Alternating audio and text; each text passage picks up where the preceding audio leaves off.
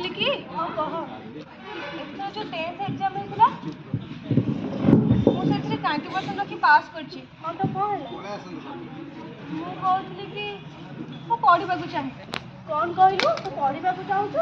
तो बाहागर बयस है तू बाहा काहे कि तो बयस रे केते झ छथि समस्त बाहा ही शाशुघर को गले तू पढ़िबा को चाहे तू एते जिते धर ना बंद कर एडी कोन चली छी ताकू तमे काई बाडीबा को जाउथिलो कोन हेई छी घटना तमे तम झियो को पचार ना मते कमे पचार छ हाउ कोन हेई छी झियो तते तो बहु काई बाडीबा को आसीथिला पापा कोन कहउथिले कि से जो 10th एग्जाम हिनथिला मु सेते 90% रखी पास करछि तो कोन हैला मु कहउथिले कि मु पढिबा को चाहे ना बंद कर तो कथा बार्ता तो पैसा जे के पढुची समस्त विवाह करिसंती तू भी विवाह करिबू ना काहे की मु पढिबा को चाहे ना मो निष्पत्ति जहा तोर विवाह कार्य आसंता काली हेबो किंतु बाल्य विवाह का एक दंडनीय अपराध हो अपराध तू विवाह करिबू ए हमर निष्पत्ति मो तोटी किछि सुनिबा को चाहेनी हां तमे ठीक कहलो जल्दी ता पे गोटे पुओ खोज जे आज तम ऊपर कथा कहउछ काली ता स्वामी ऊपर कहबो ये कोन कहबो हाउ ठीक अछि आसंता सप्ताह रे तारे विवाह कार्य संपन्न हेबो पापा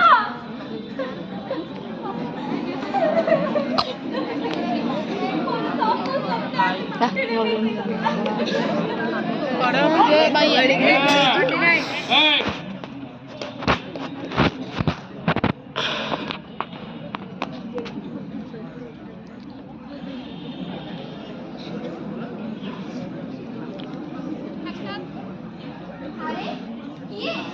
ये समारे ओ बोलू है पुओ भराई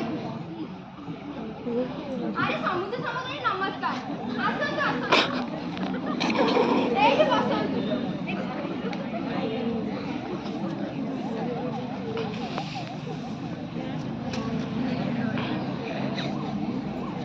सोनी आइला देखि बाजे हम घर को की आसी छंती हां टिके रुह मु जाउ छी अरे समुद्र नमस्कार भल अछ तो ताको पे जळखिया जे आनी दियो हां जल्दी नहीं नहीं खाओ सेसबरे किसी आवश्यक नहीं आपण खाली झियो को डाकी दियो आपण झियो देखिबा कहछथि आ खाली हाथ रे पळेइबे अरे मैं जो कंट्रोल में असले भी हां जाऊ छी झियो को आनी दो झियो आज तो पुओ घर वाला देखिबा कहछथि पुओ घर वाला ସେମାନେ କି ଆସିଛନ୍ତି ହଁ ତୋ ବାପା ତୋ ପାଇଁ ବାହାଘର ଠିକ କରିଦେଇଛନ୍ତି ବାହାଘର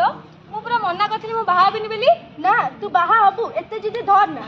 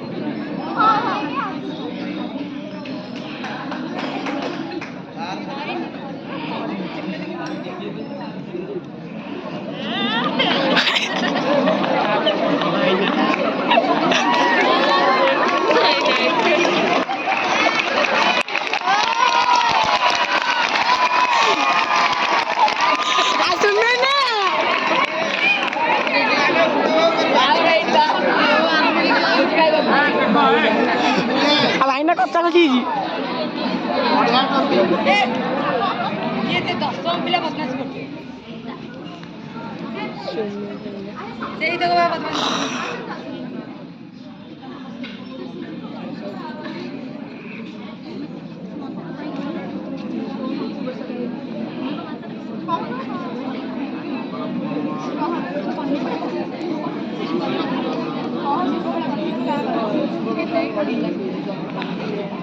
अरे सोनी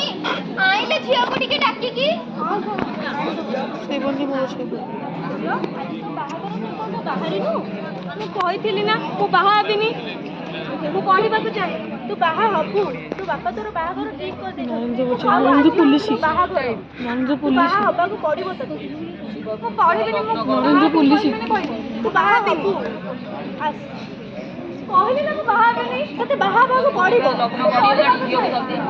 ହଉ ହଉ ପଣ୍ଡିତ ମାନେ ବସନ୍ତୁ ମୁଁ ଆଣୁଛି କଣ ଚାଲିଛି ଏଠି ଦେଖନ୍ତୁ ଇଏ ଜିଦି ଧରିଛି ବାହା ହବନି ବୋଲି ତମେ ବାହା ହବ ନହେଲେ ଆମର ସମ୍ମାନ ହାନି ଘଟିବ ଆମେ ରାସ୍ତାରେ ମୁଣ୍ଡ ଟେକି ଚାଲି ପାରିବୁନି ତତେ ବିବାହ କରିବାକୁ ପଡିବ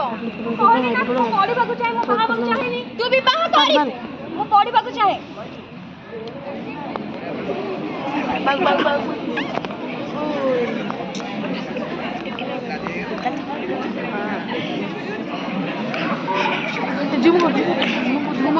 ବାହାଘର ବନ୍ଦ କର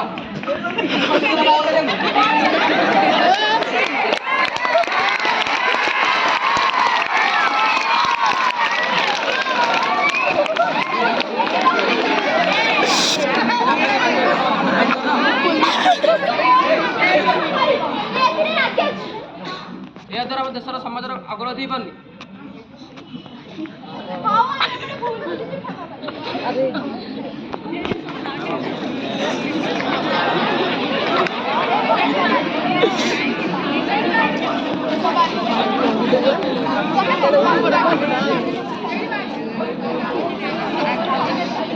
ଆଜିକାଲିକା ଯୁଗରେ ବାଲ୍ୟବିବାହ ହେଉଛି ଏକ ଦଣ୍ଡନୀୟ ଅପରାଧ ତେଣୁ ଆମେ ତାକୁ ଦୂରୀ କରିବା ଆବଶ୍ୟକ